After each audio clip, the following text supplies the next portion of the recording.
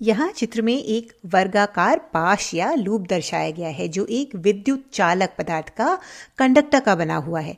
तो मान लीजिए कि ये एक तार है और ये स्थिर है और यह एक चुंबकीय क्षेत्र में मैग्नेटिक फील्ड में रखा गया है। यहाँ हमने कुछ वेक्टर्स बनाए हुए हैं जो चुंबकीय क्षेत्र को निरूपित करते हैं और आप देख सकते हैं कि यहाँ पृष्ठ पर या कहें कि उस क्षेत्र में जो इस तार से परिबद्ध है चुंबकीय क्षेत्र स्थिर है, कांस्टेंट है। अब अगर हमारे पास ये स्थिति हो तो इसमें कुछ खास नहीं है, लेकिन ये रोचक तब हो जाता है जब हम इस पृष्ठ से गुजरने वाले फ्लक्स को बदलते हैं। यहाँ दोनों चित्रों में एक ही स्थिति दिखाई गई है जहाँ हमने फ्लक्स को बढ़ा दिया है।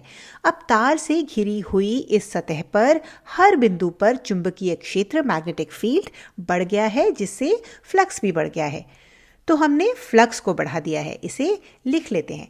फ्लक्स को दर्शाने के लिए ग्रीक अक्षर फाई का उपयोग किया जाता है। तो चुंबकीय क्षेत्र का फ्लक्स बढ़ गया है और हमें फैराडे के नियम से पता है कि जब फ्लक्स में परिवर्तन होगा तो इसके कारण लूप में एक धारा प्रेरित होगी। अब यहाँ एक दिलचस्प सवाल ये है कि ये धारा किस दिशा में प्रवाहित होगी। हमारे पास दो विकल्प हैं।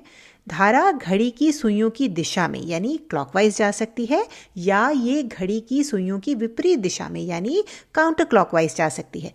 तो आपको क्या लगता है कि यहाँ धारा इन दोनों में से किस दिशा में जाएगी? चलिए सोचते हैं।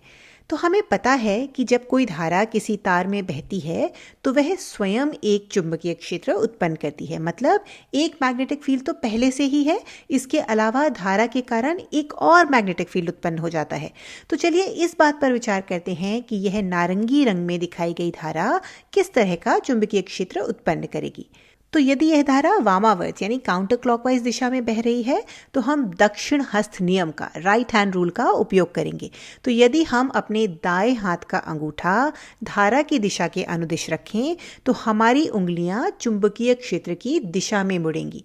तो यदि हम यहाँ दाएं हाथ के अंगूठे को धारा की दिशा के अनुदिश रखें तो हमारा चुंबकीय क्षेत्र इस दिशा में होगा। यदि हम इस क्षेत्र को यहाँ इस सरफेस पे दिखाएं, सतह पर दिखाएं, तो धारा के द्वारा प्रेरित चुंबकीय क्षेत्र कुछ इस प्रकार दिखेगा। ध्यान दीजिए कि ये मैग्नेटिक फील्ड योगात्मक है, एडिटिव है, जो पहले से मौजूद चुंबकीय क्षेत्र के साथ जुड़कर फ्लक्स को और बढ़ा देगा। तो यदि हम इन बिंदुओं पर बने इन वेक्टर्स को, सदिशों को देखें तो ये और बढ़ जाएंगे। तो उससे क्या होगा? तो अगर फ्लक्स बढ़ता है तो धारा और बढ़ेगी, जिससे फ्लक्स और बढ़ेगा, जिससे धारा और भी बढ़ जाएगी। तो ये एक कभी ना खत्म होने वाला चक्र बन जाता है, एक इनफाइनाइट साइकिल बन जाता है जिसमें धारा और फ्लक्स लगातार अपने आप बढ़ते रहेंगे। लेकिन ये ऊर्जा संरक्षण के नियम का, law of conservation of energy का उल्लंघन है, क्योंकि यहाँ अपने आप ही ऊर्जा उत्पन्न हो रही है। तो इसलिए ऐसा नहीं हो सकता।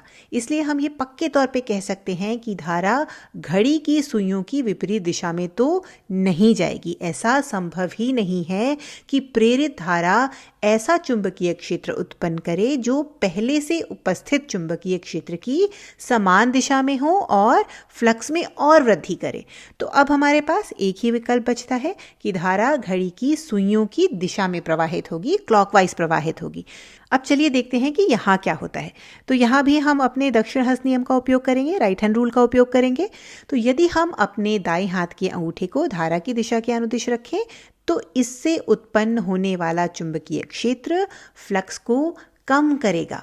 तो यहाँ इस धारा के कारण उत्पन्न होने वाला मैग्नेटिक फील्ड नीचे की ओर होगा। और ऐसे ही यदि हम यहाँ इस ओर जाती हुई धारा को देखें और यहाँ भी राइट हैंड रूल लगाएं तो भी हमारी उंगलियां नीचे की ओर ही मुड़ेंगी। इसलिए सरफेस पे, पृष्ठ पर उत्पन्न मैग्नेटिक फील्ड इस पहले से उपस्थित मैग्नेटिक फील्ड की विपरीत दिशा में होगा और इसलिए ये फ्लक्स को कम करेगा। तो ये जो धारा चुंबकीय क्षेत्र को उत्पन्न करेगी वह फ्लक्स में होने वाले परिवर्तन के विरुद्ध काम करेगा। और ये ठीक भी है, क्योंकि ऐसे हम उस अनंत चक्र में नहीं फंसेंगे जहां धारा और फ्लक्स लगातार बढ़ते रहते हैं। तो ये विचार कि प्रेरित धारा इंड्यूस्ड करंट की दिशा ऐसी होती है कि इस धारा के कारण उत्पन्न होने वाला मैग्नेटिक फील्ड फ्लक्स में परिवर्तन का विरोध करता है। इसे हम लेंज का नियम, लेंज़स लॉ कहते हैं। और अगर ऐसा नहीं होता तो ये ऊर्जा के संरक्षण के नियम का अपवाद हो जाता। तो सामान्यतः अगर आपसे कोई ये कहे कि यदि फ्लक्स में परिवर्तन एक निश्चित दिशा में हो रहा है तो धारा किस दिशा में प्रवाहित होगी, तो आपको बस इतना सोचना है कि करंट की, धारा की प्रत्येक संभव दिशा के कारण किस प्रकार का चुंबकीय क्षेत्र, मैग्नेटिक फील्ड उत्पन्न होगा। और बस आपको ये देखना है कि धारा के कारण उत्पन्न होने वाला चुंबकीय क्षेत्र ऐसी दिशा में होना चाहिए जो फ्लक्स में परिवर्तन का, चेंज का विरोध करे।